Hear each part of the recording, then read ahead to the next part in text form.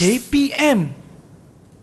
Assalamualaikum dan salam sejahtera kepada semua calon-calon SPM 2021 yang sedang menonton di rumah sekarang. Apa khabar adik-adik? Seperti biasa anda sedang menonton Sukses SPM 2021 Pecutan bersama saya Syamira Nazir, di mana pada hari ini Kak Mira akan temankan anda semua selama 1 jam. Dan untuk hari ini kita akan fokuskan bagi teknik menjawab mata pelajaran Prinsip Perakaunan Kertas 1. Ini merupakan sebuah mata pelajaran elektif dan untuk hari ini kita bawakan kepada anda seorang guru yang sangat berpengalaman dan luas ilmunya di dalam mata pelajaran ini. Siapakah beliau? Ayo kita saksikan Prof. The Guru.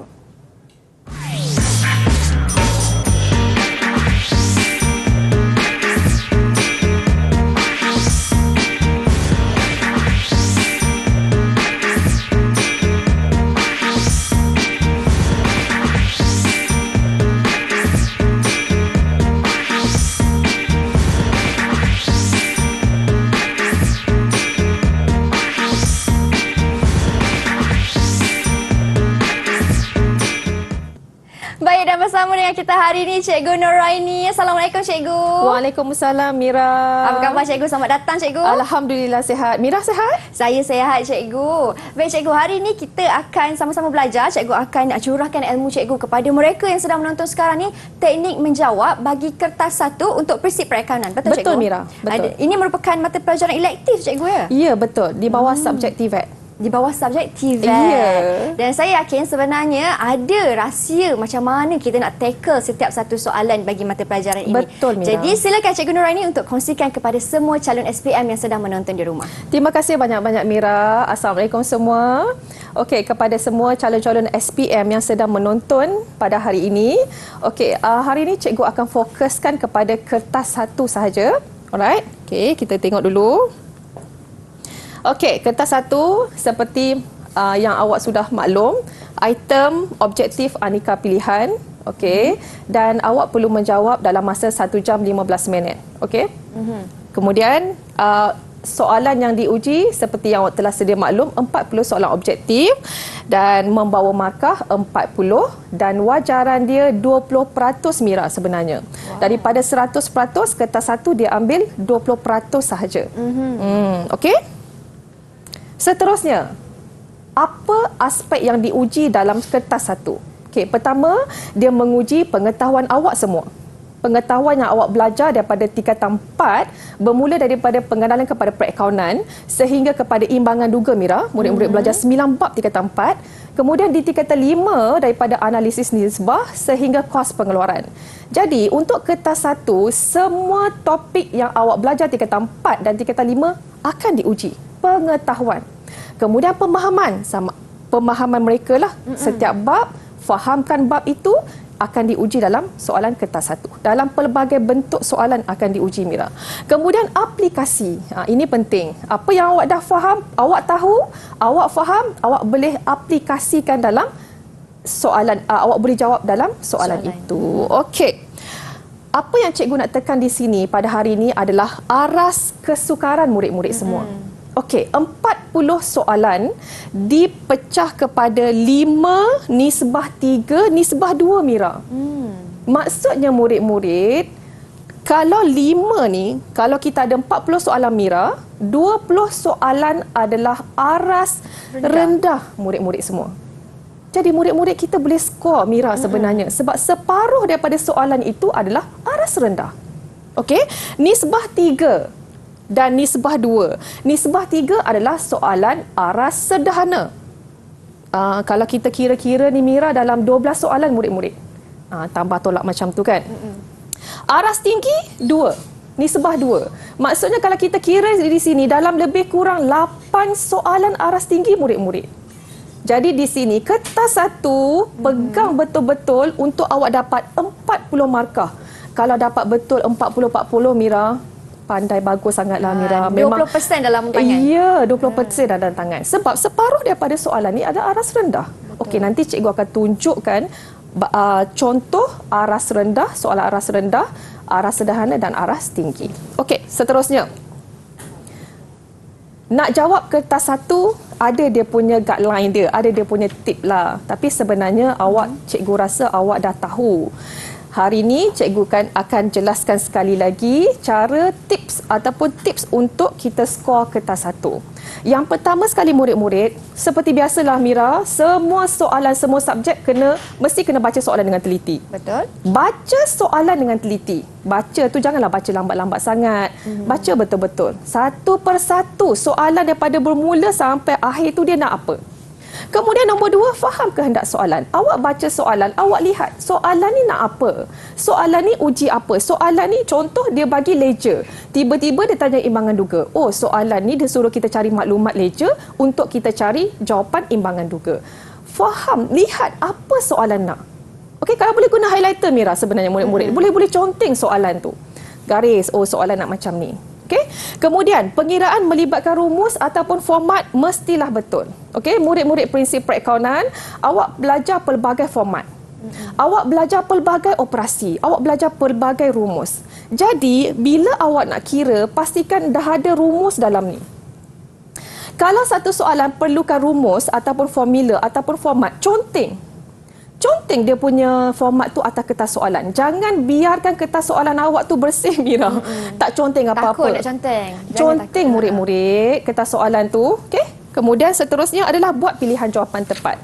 Pilihan jawapan ada A, B, C, D. Ada 4 jawapan. Buat pilihan yang tepat. Sebab contoh katalah awak kena kira susut nilai. Dia suruh kira susut nilai atas kos. Ada jawapan untuk baki berkurangan. Memang ada. Mungkin ada. Kadang-kadang ada jawapan untuk penilaian semula. Mungkin ada. Jadi, pilihan jawapan tu buat pilihan yang tepat.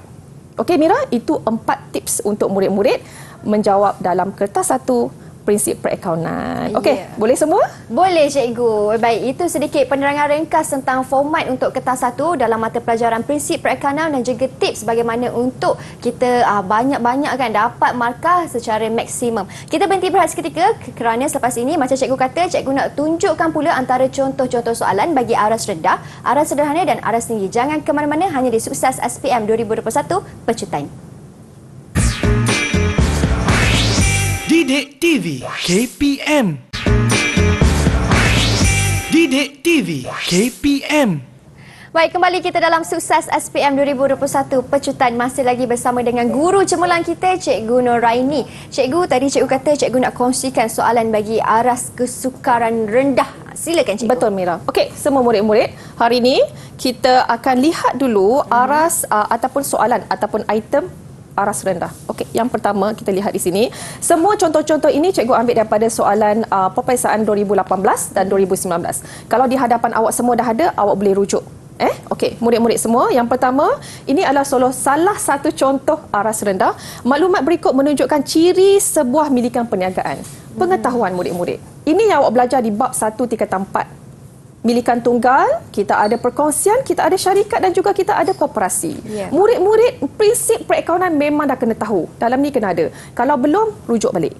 Masih ada masa Mira. Okey, ditubuhkan di bawah Akta Pendaftaran Perniagaan. Bila awak nampak Akta Pendaftaran Perniagaan ni 1956, dalam otak awak terus ingat ini adalah milikan tunggal.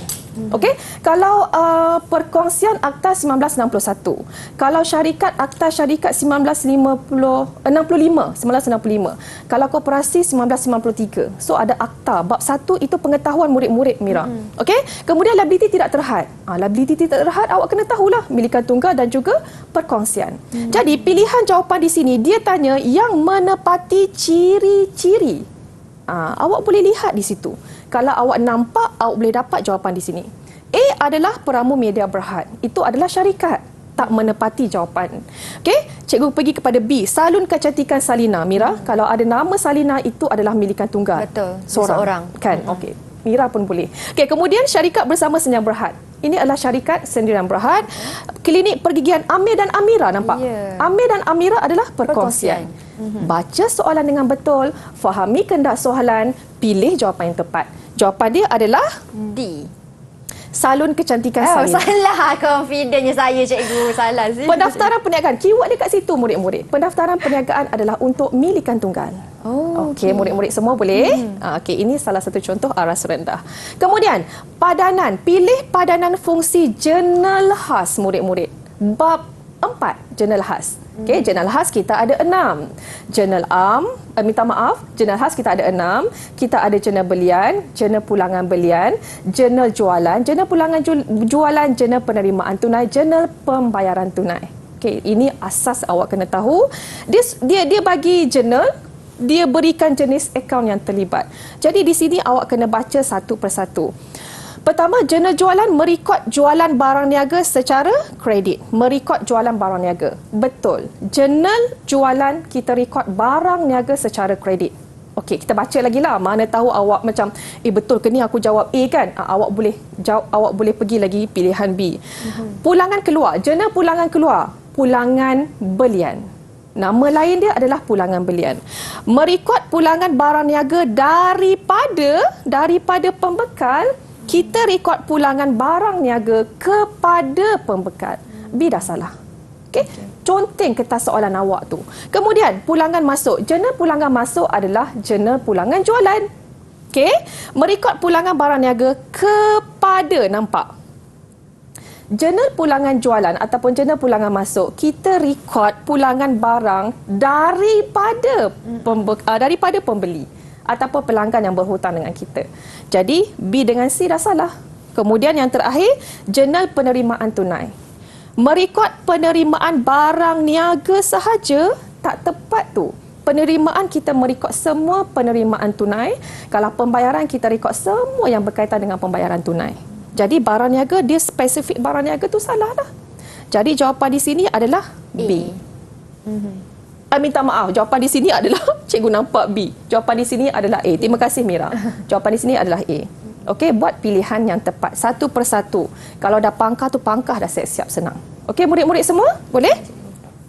Sambil kita ulang kaji, sambil recall balik apa yang awak dah belajar. InsyaAllah awak boleh ingat. Kalau awak lupa, awak pergi rujuk balik. Baca balik. Okey? Seterusnya kita pergi kepada dia berikan jurnal berikut. Jurnal berikut. Dia tak cakap jurnal apa lagi.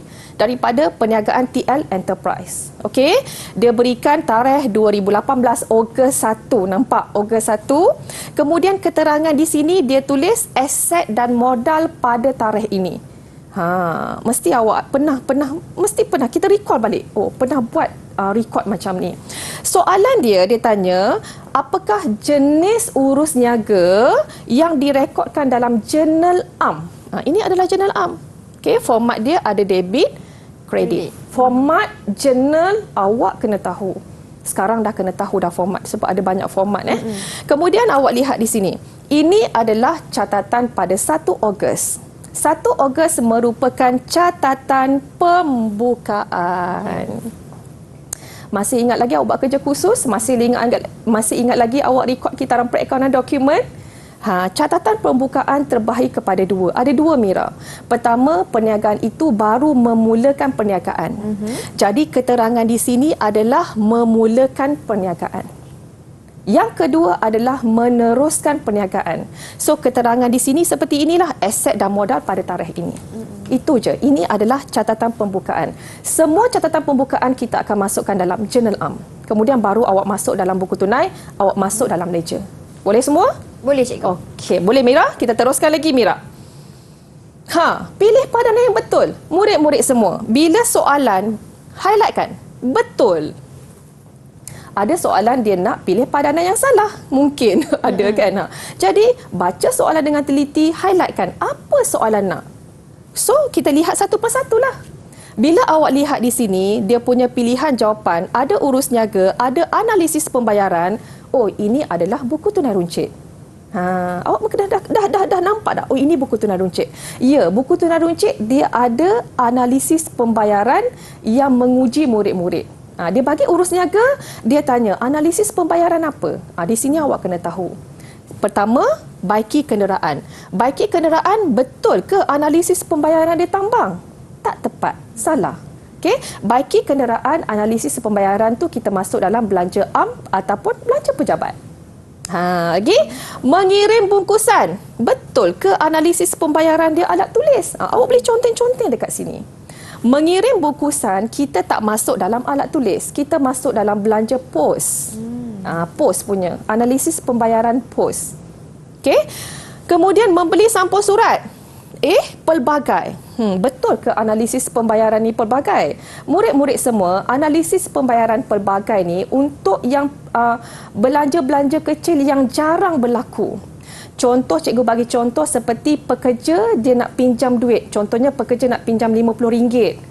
Pekerja kedai awak, mungkin dia tak ada duit, dia nak pinjam sekejap RM50 dalam bulan itu.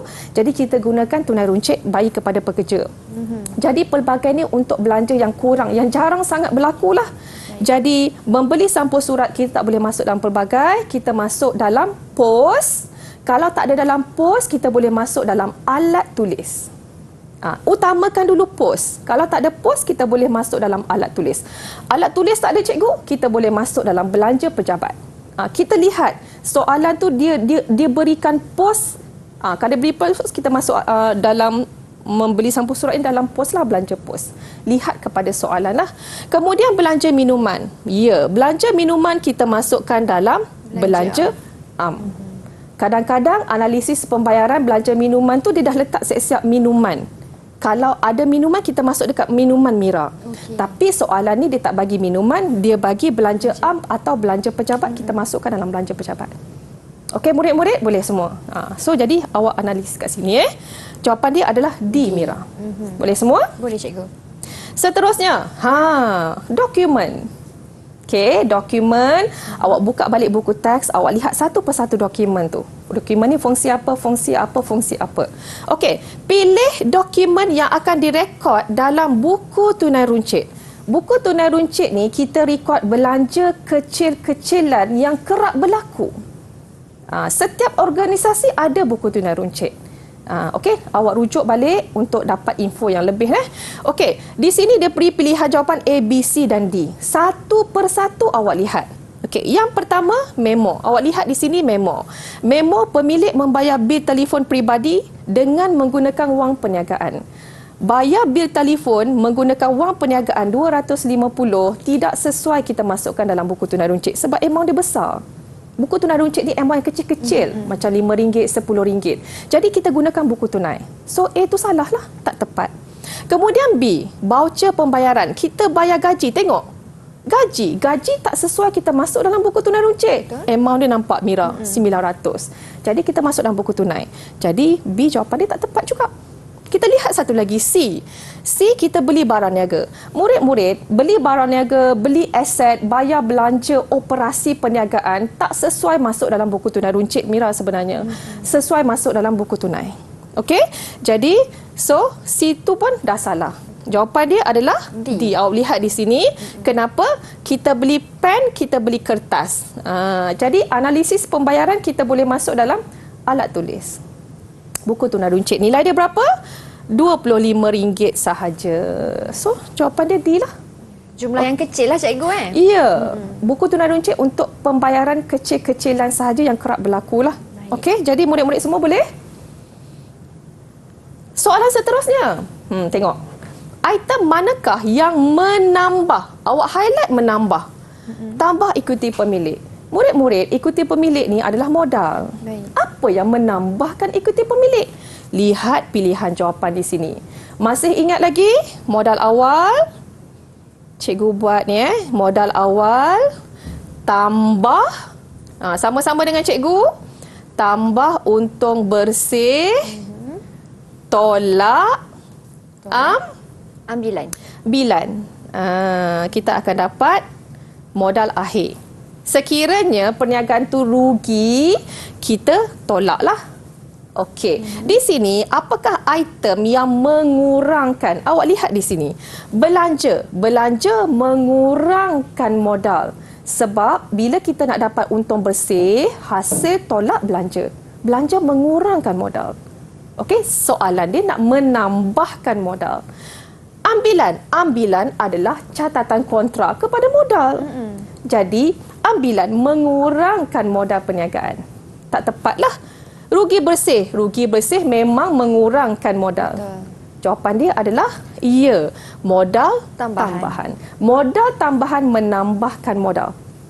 Okey? So, jawapan dia adalah D. Boleh semua? Boleh, cikgu. Okey, kita recall balik semua.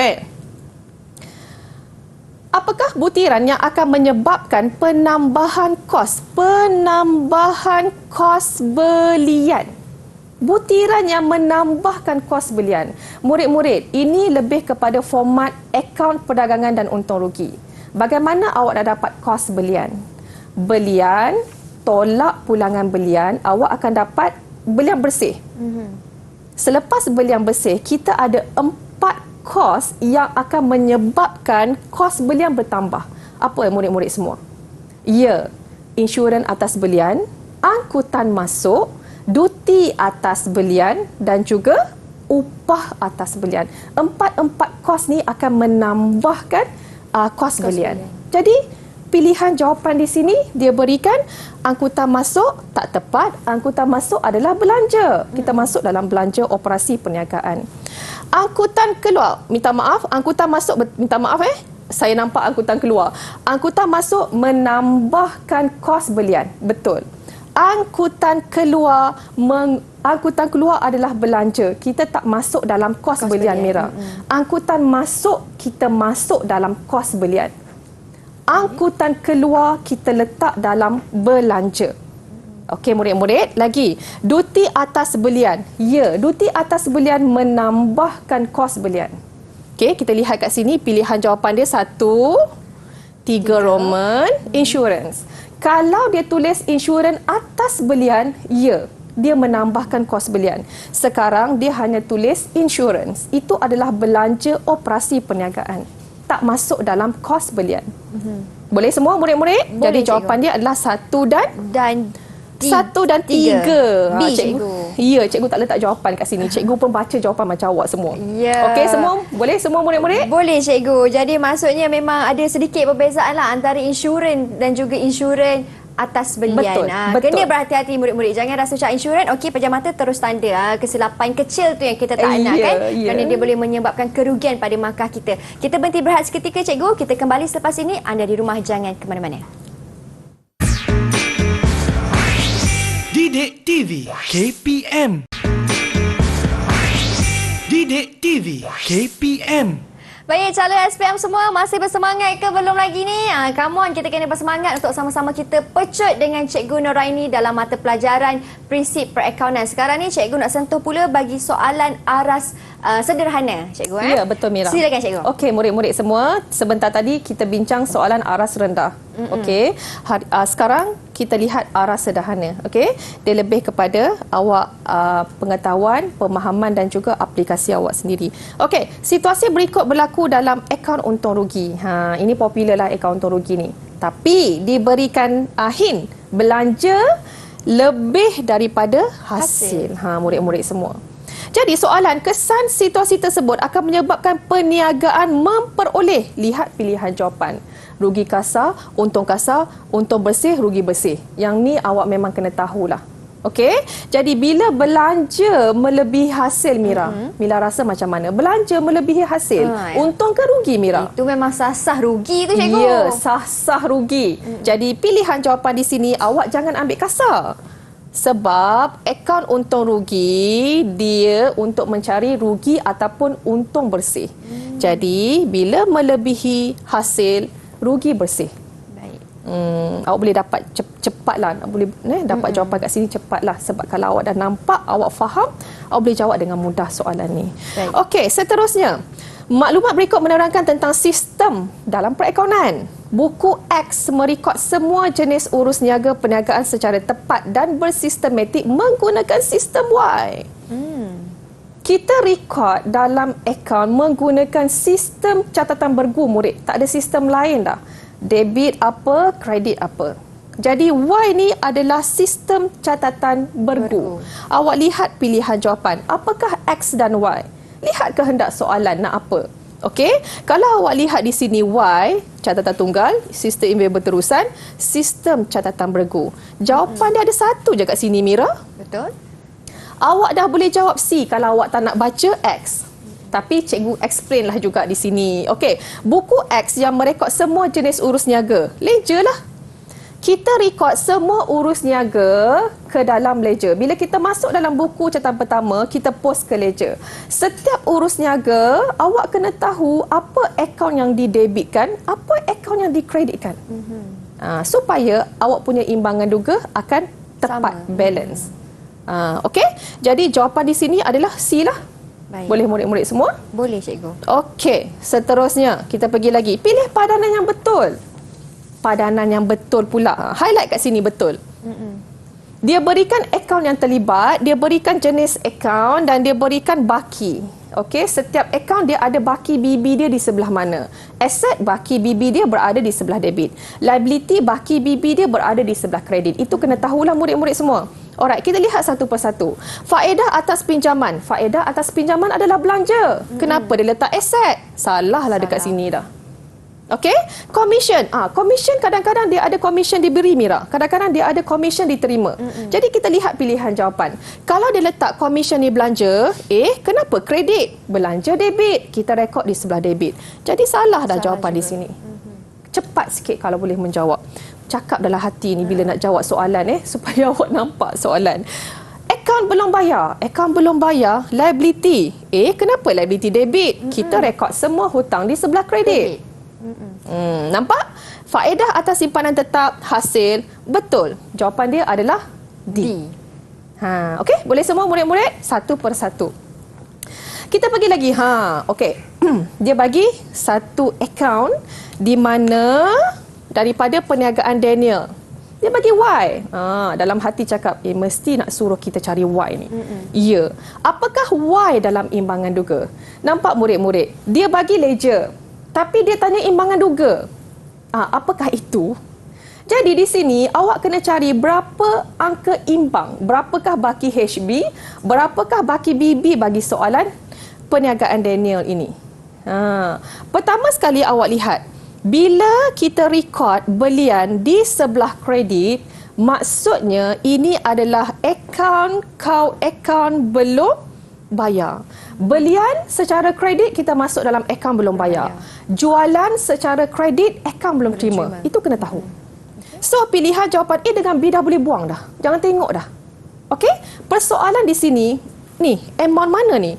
Yang ni ke yang ni? Awak kira lah. Boleh Mira kira dengan cikgu sekarang? Boleh, cikgu. Okey, Mira ambil 6,000. Sekarang cikgu nak imbangkan akaun Okey, belah mana yang paling besar? Kita ambil 6,000. Okey, kita samakan kedua-dua dulu. Okey Mira, 6,000 kita cari angka imbang, tolak 420. Boleh tak Mira? Tolak 420. Boleh cikgu? Awak pun sama-sama dengan Mira. Berapa Mira? Murid di rumah pun sama juga. Kita akan dapat 5,580 cikgu. 5,580. Tulisan cikgu cantiknya. 5,580. Jadi ini adalah angka imbang pada akhir bulan Januari. Nampak tak cikgu buat macam ni? Baki HB. Baki HB kita bawa ke bulan Februari. Ni Januari Kita bawa ke bulan Februari, dia akan jadi baki BB iaitu 5,580. So dia berada di sebelah kredit. Nampak?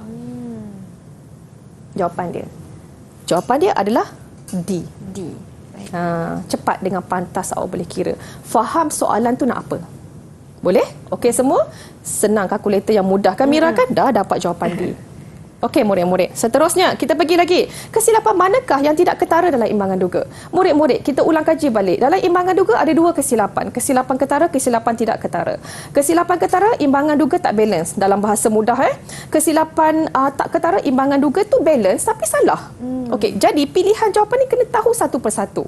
Pertama, bayaran gaji 600 secara tunai hanya direkod dalam buku tunai. Imbangan duga tak akan balance sebab dia hanya rekod dalam buku tunai, kredit. Satu lagi debit tak ada. So ini adalah kesilapan ketara.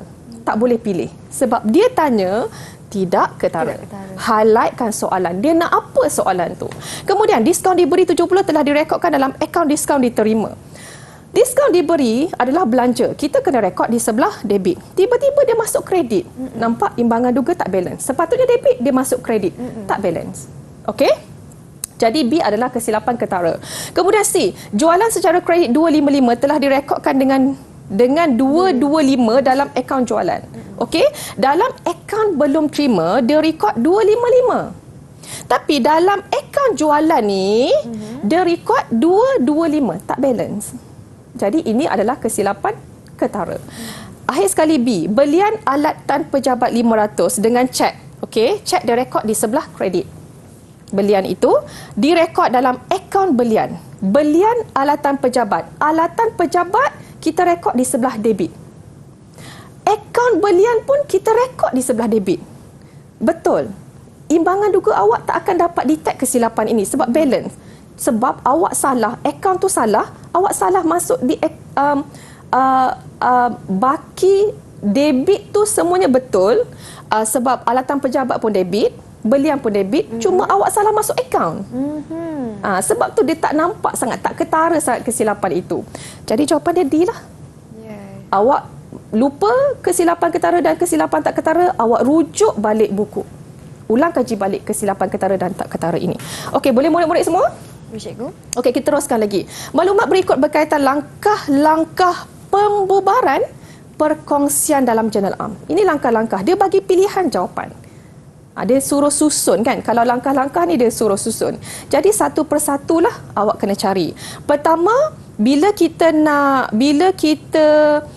nak bubar sesuatu perniagaan perkongsian, kita kena tutup semua aset kecuali bank ataupun tunai. Masih ingat lagi step tu?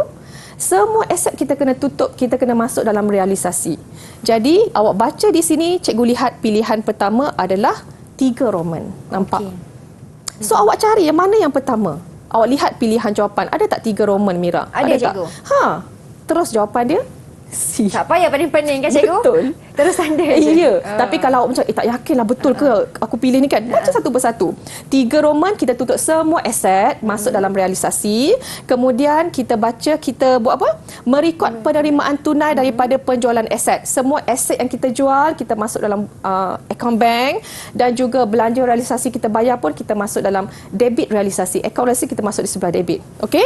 Kemudian lagi, merekod pembayaran. Mana-mana hutang yang kita ada, kita bayar semua. So, yang terakhir adalah merekod pembayaran balik modal. Bila kita dah dapat untung ataupun rugi realisasi, kita akan masukkan dalam akaun modal setiap perkongsi. So, jawapan dia adalah C. Nasib baik dia buat 3 tu satu, Mira. Terus kita dapat jawapan dia C. Okey, murid-murid semua, boleh? Boleh, cikgu. Boleh pegang soalan arah sederhana ni? Okey, seterusnya kita pergi lagi, Mira. Maklumat berikut adalah baki yang diambil daripada buku perniagaan Wadah Hakiki Enterprise pada suatu tempoh perakaunan. Murid-murid akaun ni dah biasa lihat aset dan liability. Benda tu bukan luar biasa sangatlah. Berapakah modal awal jika perniagaan mengalami kerugian? Dia beri, nak suruh awak kira ni. Nampak? Kerugian pula 5950. Modal awal tu, Mira. Dia nak modal awal. Okey, murid-murid semua. Kalau awak baca satu soalan, ini lebih kepada pengiraan modal. Okey, bagaimana kita nak cari modal awal, modal akhir dan sebagainya. Soalan dia berikan ini adalah aset akhir. Ini adalah liability akhir. Sebab soalan dia kata pada akhir suatu tempoh perakaunan. Okey, di sini awak boleh cari modal akhir. Betul tak semua? Okey, cikgu tunjuk di sini. Cara awak nak cari untung ataupun rugi bersih, kita ambil modal akhir. Mira boleh nampak ni semua? Boleh, cikgu. Nampak? Okay. Saya tengah tulis. Kita tambah ambilan. Okey. Kita dapat jumlah. Baik. Kita tolak modal awal. Kita tolak sekiranya ada modal tambahan, murid-murid. Kalau ada.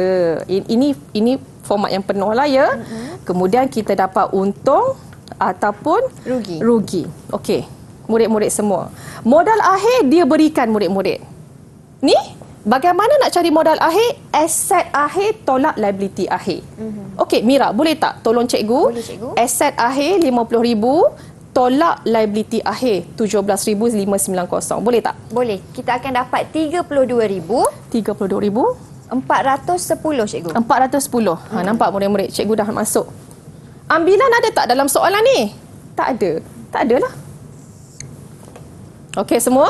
Kemudian, dia tanya berapakah modal awal ni? Ini persoalan dia. Modal tambahan ada tak murid-murid? Tak ada. Tak payah nak susah-susah hati? Tak adalah. Okey, untung ataupun rugi. Soalan dia bagi untung ke rugi murid-murid? Rugi cikgu. Rugi berapa Mira? 5950. 5950. Boleh tak cikgu buat negatif macam tu? Murid-murid semua. Jadi, boleh tak dengan maklumat-maklumat yang ada ni, kita nak cari modal awal? Boleh tak semua? Boleh. Boleh Mira. Ini adalah simple matematik. Jadi, okey, boleh Mira? Tolong cikgu cari berapakah modal awal di sini? Okey, jadi saya kena Awak pun boleh tolong saya sama-sama. 3, 2, 4, 10. Saya kena tolak lah kan cikgu? Ya. Saya kena tolak 5950. Saya akan dapat 26460 cikgu. 26460. Okey, cikgu letak kat sini. 26460. Nampak? Okey, murid-murid semua boleh? Okey semua? Okey, macam ni Mira. Sebenarnya 5950 ni kalau kita tolak, nampak tak? Dia positif kan 5950. So 32410 ni kita tolak dengan 5950. Kita tolak dengan 5950. Betul cikgu. 32410. Ya 410 32410.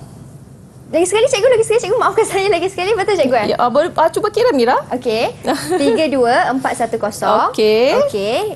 Di mana kita punya modal akhir, kita kena tolak cikgu, betul?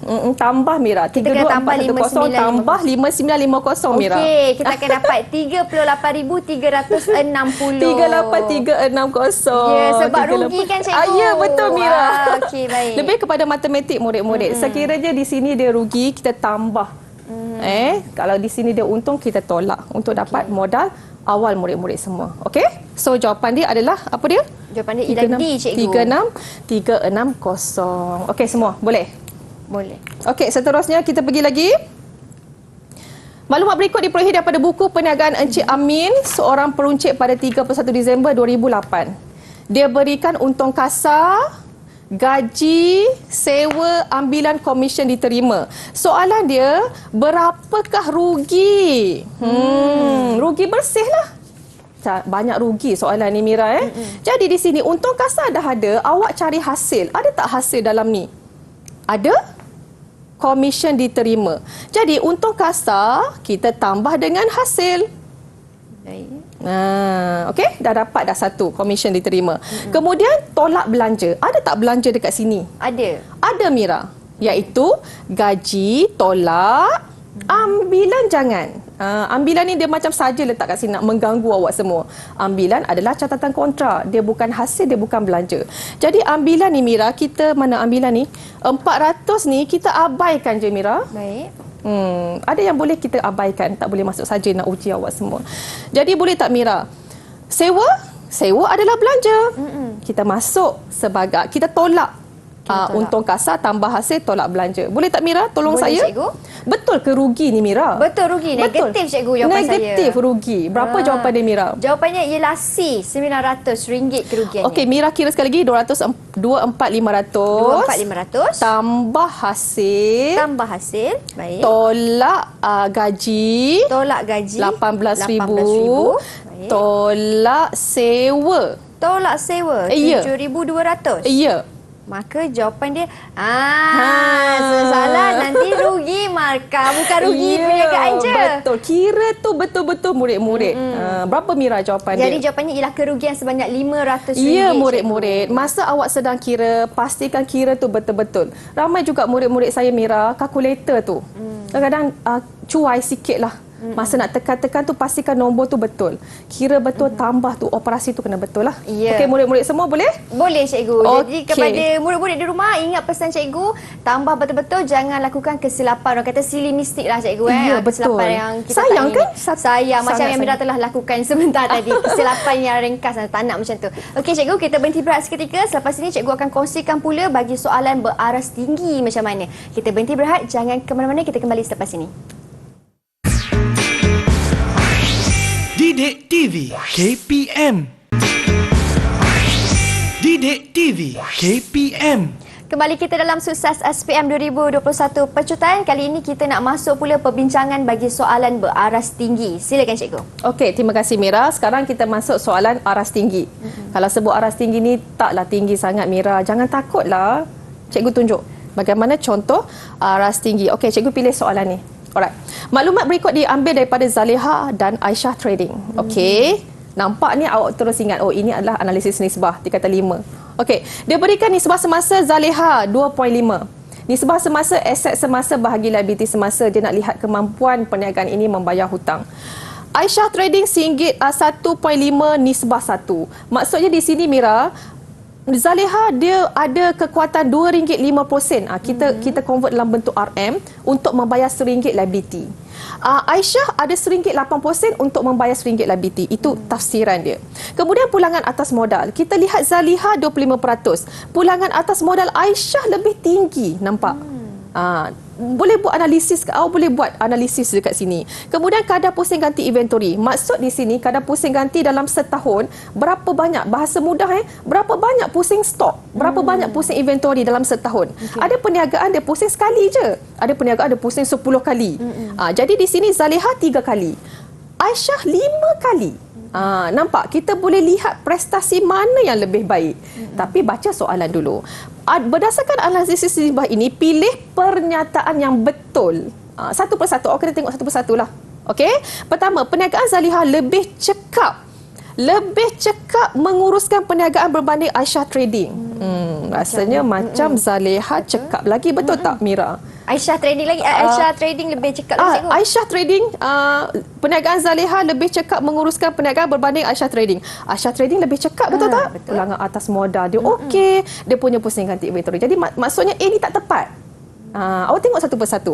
Kemudian pelabur lebih berminat melabur dalam Zaleha. Mira rasa macam mana? Kalau pelabur lihat Zaleha kan Aisyah dia suka. Mestilah Aisyah cikgu. Aisyah pulangan atas modal dia tinggi. Jadi B tu tak tepat. Okey, bukan salah tapi tak tepat. Okey, kemudian Aisyah Trading tidak mampu membayar hutang jangka masa pendek. Aisyah Trading mampu. Dia ada RM1.8% untuk membayar RM1 liability. Dia mampu. Dia masih mampu untuk membayar. Bukan tak mampu, cuma kurang daripada Zaleha. Itu je.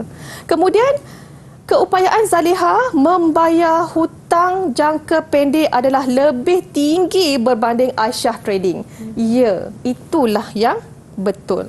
Zaleha lebih cepat jangka masa membayar hutang jangka masa pendek lebih tinggi. Ya, kemampuan dia dalam jangka masa pendek ni setahun murid-murid. Lebih tinggi daripada Aisyah. Betul. So jawapan dia adalah D. Nampak soalan aras tinggi di sini. Satu persatu kena analisis. Seterusnya, akaun belum bayar lagi. Ada lagi akaun. Okey, di akaun kawalan belum bayar diambil daripada Helmi Enterprise. Okey, dia berikan maklumat akaun belum bayar terus dalam ingatan awak, dia berbaki kredit. So segala penambahan berada di sebelah kredit. Segala pengurangan debit. Itu kena tahu. Soalan dia, berapakah baki 1 Ogos?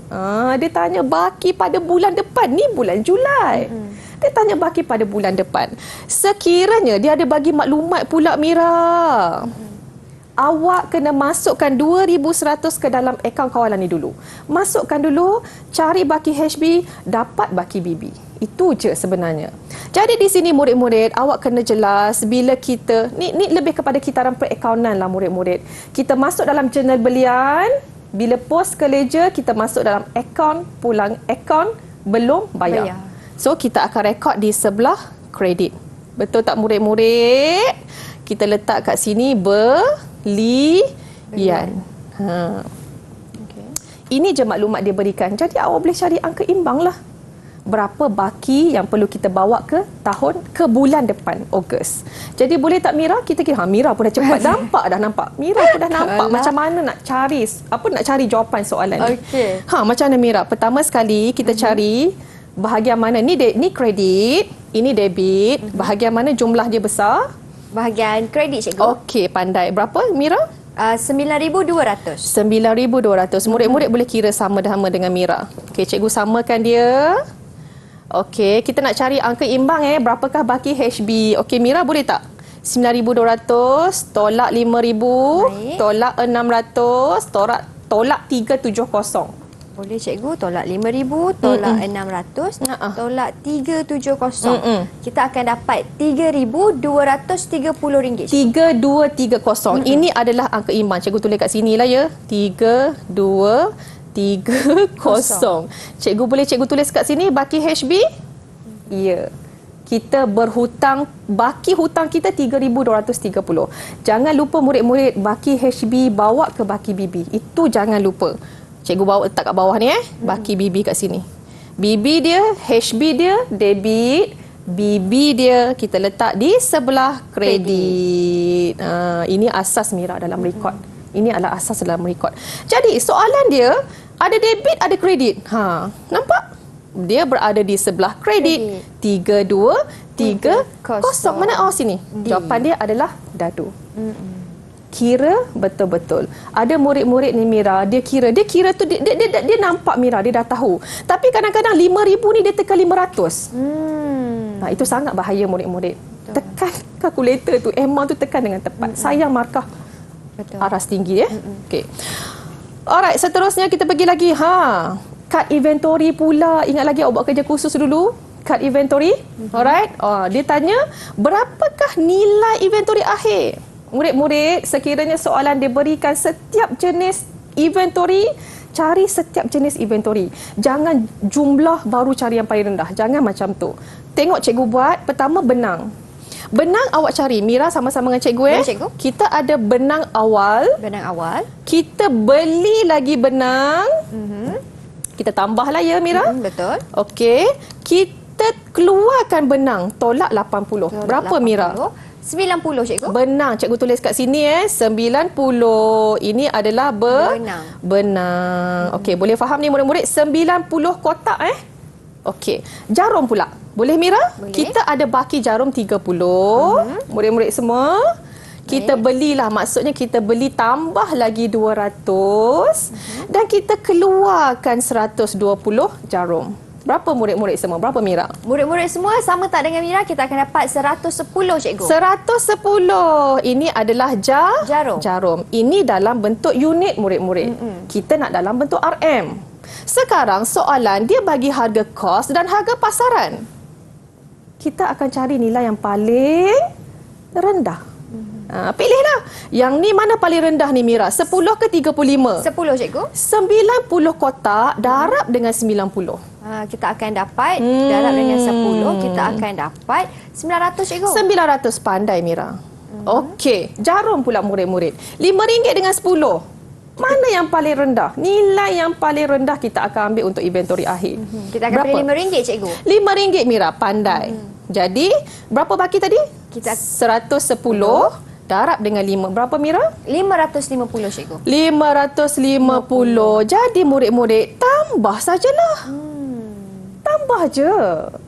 Calculation matematik yang mudah. Berapa murid-murid semua nilai inventory akhir? Kita akan dapat 1,450. Jawapan dia adalah mana jawapan B, ni? Jawapan cikgu. dia B. Dah dapat 1 markah murid-murid. Senang sangat. Okey, boleh semua? Boleh, cikgu. Baca Sangat soalan dengan teliti. mudah dan senang. Okey, cikgu, sedikit tips akhir dari cikgu kepada semua calon SPM yang di rumah. Kepada semua calon SPM 2021, kertas 1 pada 17 Mac 2022.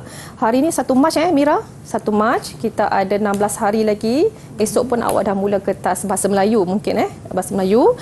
Jadi tips untuk kertas 1 ni sebenarnya awak boleh skor banyak. Awak boleh dapat markah yang banyak sebab soalan aras rendah tu memang separuh daripada soalan Mira. Betul. Selebihnya tadi cikgu tunjuk aras sederhana macam mana. Mudah kan?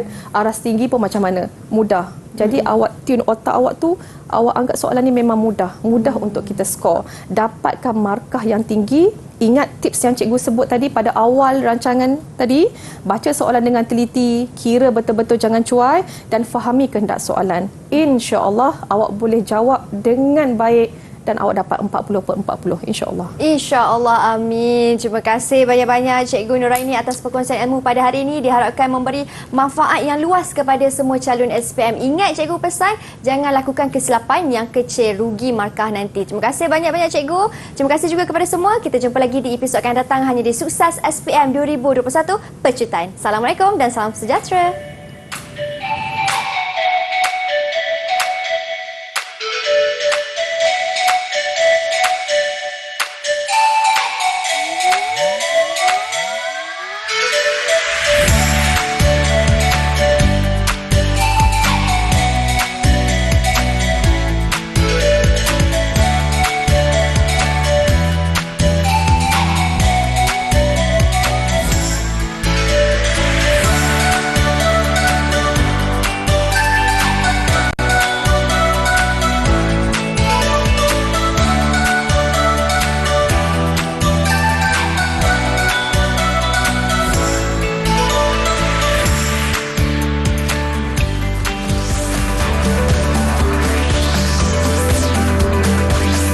Didik TV KPM